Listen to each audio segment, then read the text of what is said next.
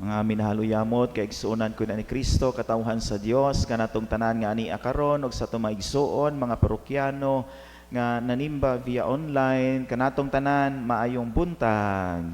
Maayong buntag usab. Og nakabantay mo gahapon nagsaulog ta sa Todos los Santos or All Saints Day. Sadya ang kanta, sadya pud ang mga gitawag nato kolor sa atong simbahan puti. Nagkanta po ta og himaya gahapong adlaw kay kapistahan sa mga santos nya karon nikalit lang og naay pagka masulubon gamay ang atong tema kay tungod atong gihandom o gipasidunggan ang atong mga minahal sa kinabuhi nga mipanaw na All Souls Day.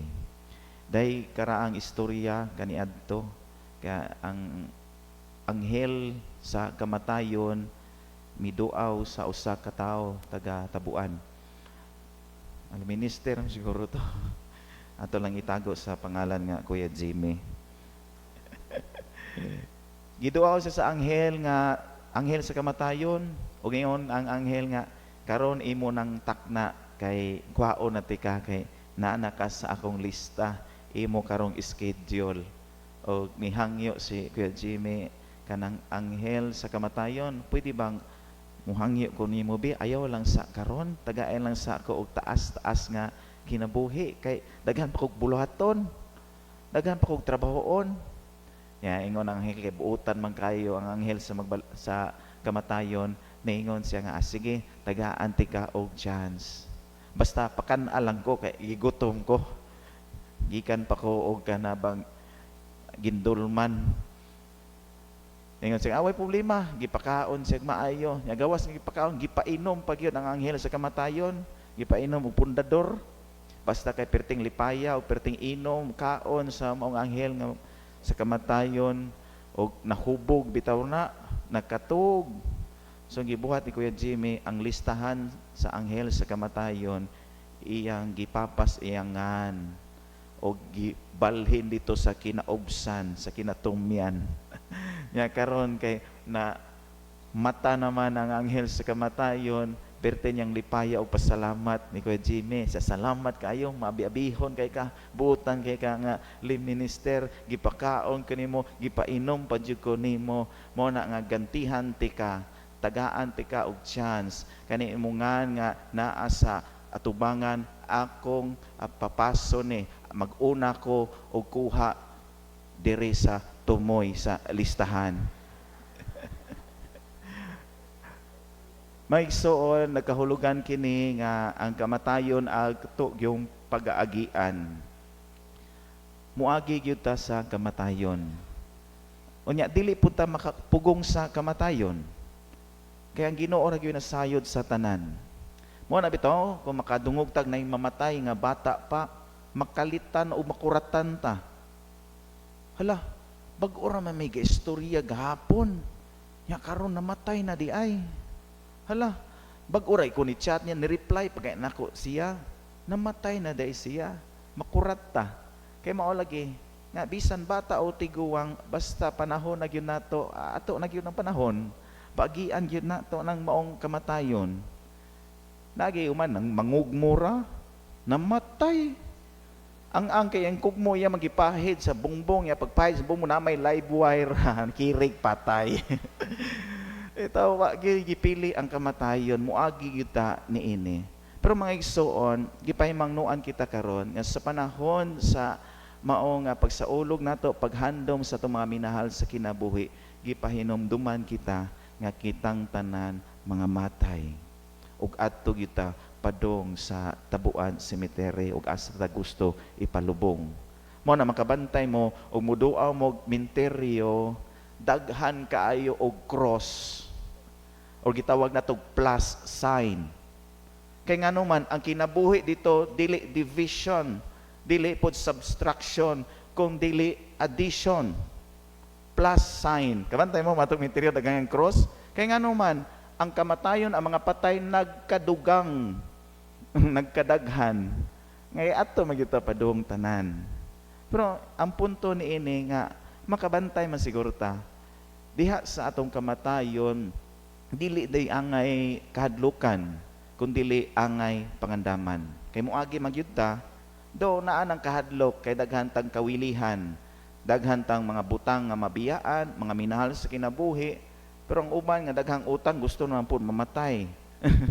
Pero ang uban nga daghang minahal sa kinabuhi, daghan tag kawilihan mo nang usa ni kaaspeto nga mahadlok ta sa kamatayon. Pero sa pagkatinuod di gyud angay kahadlukan kundili angay pangandaman. Sa karaang panahon, anapay uban hinon karon nga nagpractice nini, pero sa una mailhani mo ang tagbalay nga namatyan kay tungod aduna sila itom nga panapton nga ibutang sa ilang bahay, maka hinumdum pa mo ana. Itom nga panapton, yan ang uban diri magbutang og pin nga itom ay kanang usay-sayan basta na itom ani pendant. Pero nagkahinay-hinay na magkawa karon kay ibutang na sa tagbalay tarpaulin. Ibutang sa atong balay ug natay mamatyan. Tarpaulin, unya nakasuwat sa tarpaulin na ang hulagway sa atong minahal nga namatay na ang date of birth, na ang kanus-as siya namatay. Ug na mga sayings, ug napoy logo sa pakapin sa St. Peter o Padre Pio ug uban pa. Pero makabantay mo, why nakasuwat diha nga cause of death? Kabantay mo na mga tarpaulin, wala gyud gisuwat. Nga pwede ra man ta na isuwat kay ngano man aron ang mga tawo nga moduaw diha di na magsigpangutana. Ano na musuan unsay kamatyan ni kuan, unsay kamatyan ni kuan. Pwede man na ibutang unta diha anang cause of death. Nga namatay ni kay nahubog, namatay ni kay gikukulata sa asawa, namatay kay na cancer. Pwede gyud na isuwat. Pero nganong dili man nato isuwat? Usa ka kahulugan ini nganong wala nato gisuwat kay atong gihatagan og dakong bili ang kinabuhi kaysa kamatayon. Our life is more than our death. Hatagyan gyud natog bili ang atong kinabuhi kaysa kamatayon. Taas ang atong kinabuhi, kamatayon kausara. Una nga di gyud nato na isuwat ang cause of death kay nagpasidungog kita og gihatagan og importansya ang atong gitawag og kinabuhi. Ug mao nay usa ka angay nato nga pamalandungan, kumusta na ang atong kinabuhi karon? Unsa ang atong paglantaw kung kita mga matay pohon? Daghan bang muduaw sa atong haya? Daghan bang mutambong sa santos nga misa sa dihang ilubong na ta? Daghan bang managkot inig panahon sa 1 ug 2 sa atong patayng lawas dito sa sementeryo? Mas maayon ta og daghan. Usahay basig way managkot nato og way mong ampo perting paita. Nagkahulugan gyud na nga maot ang imong kinabuhi dinhi sa kalibutan. Wala ka maghatag og importansya sa imong kinabuhi sa dihang buhi pata. Nindot kayo nga daghan mo bisita nato. Nagtanaw bitaw ko sa post sa atong maigsuon no sa Facebook. Nindot kayo mo lang tawon ngo nananagkot mo dito, nagkaon-kaon. Nindot pud kayo tan-awon nga ini gabi na bitaw. Ana makita na bitaw yung mga siga sa suga. Nindot kay tan-awon nga daghan ni bisita bisan gabi na daghan gihapon managkot. Di ba tayo usa ka tao nga nginganlan og Pedro? Murag taga sa kaon siguro to ba? Iyang gisugo iyang amigo nga siya paliw kog una dito og dagkot bi og hatod aning buwak ato sa akong igsuon nga si Roger. Ningon siya asa man dapit nagilubong ang imong igsuon. Sana datapad dagon ang dakong cross. Pangitaan lang iyang ngan. Sus pag abot niya dito, kita siya dito, nagkot ra pud siya diretso. Yan abtan ni Pedro. Pag ingon, huy dili man na mao nga akong igsuon nga si Roger. So, ngan di man mao nga naaman iyang ngan dinhi. Sa asa man nakabutang iyang ngan? Kani dayang RIP. Unsa man meaning ng RIP? Roger igsuon ni Pedro. Tas kapaita, dili na maoy. Pero nga na ba nga nindot unta tayo ng taon nga daghan mo bisita nato. Ana bang daghan ang managkot. O kita gi pahimangnuan karon magisuon nga mas labaw pagyod ang atong kinabuhi kaysa kamatayon. Mao na nga kitang tanan ania karon nagpasidungog, nagpasalamat o naghalad og pagampo sa atong mga minahal sa kinabuhi. Kaya nga atong mga minahal sa kinabuhi nga mipanaw na sila usab naglantaw og nagampo nato mga mangayo ta og tabang nila. Kay sila ang uban natong mga minahal sa kinabuhi tuana gibayaw sa gingharian sa Dios ug nahimo ng mga santos sa hilom diha sa grasya sa Ginoo.